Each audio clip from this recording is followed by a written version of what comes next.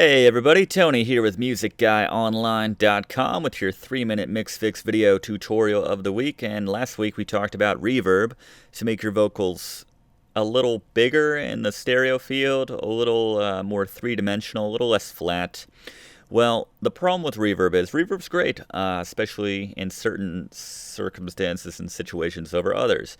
The problem with reverb is that when you use a little bit too much of it, then it tends to wash around and cover up other things in the mix when we really want clarity. That's always the goal usually. So if we can get a way to thicken up that vocal without sacrificing clarity, I mean, that's really the goal.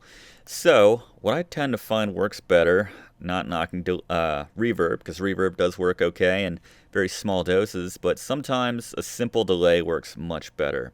And look at this, I have a simple delay. I mean, I say simple delay, that's what it's called in live.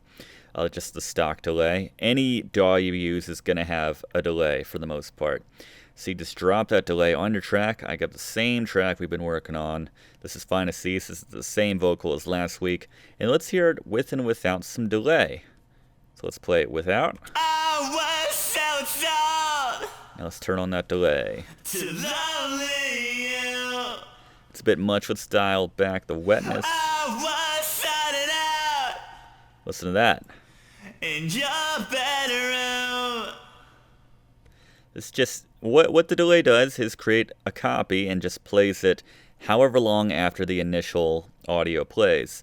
So with this delay, we have two options. We have time, where we can set it by time that we want that copy to play after the original, or we can sync it to the tempo, which is kind of cool, and creates a more natural delay sound I have found in my recordings. So in this plugin in Live, we can set per 16th notes. We can do a 16th, we can do an 8th, that's 2 divided by 16, we can do 3 divided by 16, a quarter note, a half note, and a full note.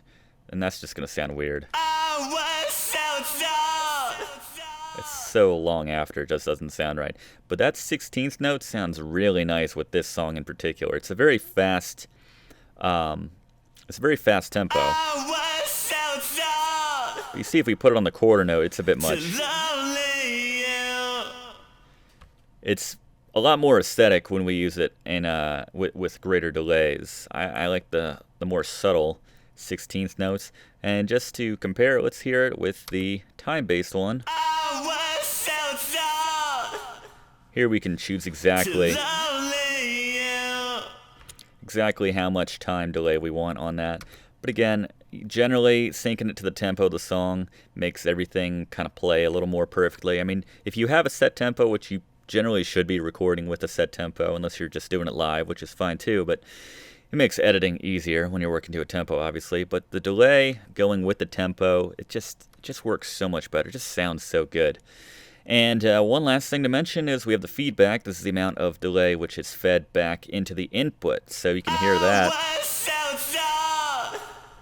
You hear that. So that makes more of that kind of echoey sound going into the delay, which again creates that kind of feedback loop. So if we go all the way, it sounds awful. Has a hard time dying off because that creates that kind of loop there.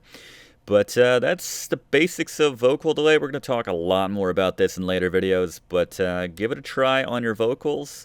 Keeps the clarity, but gets that little extra oomph that you might want on a chorus, and you might go for a longer delay. You might have a quicker delay on, say, your verse, and then when you get to that chorus vocal, you might switch it over to like eighth notes or quarter notes, or just, if you're doing time, just dial back the time a little bit more. That works too. All right, give it a try.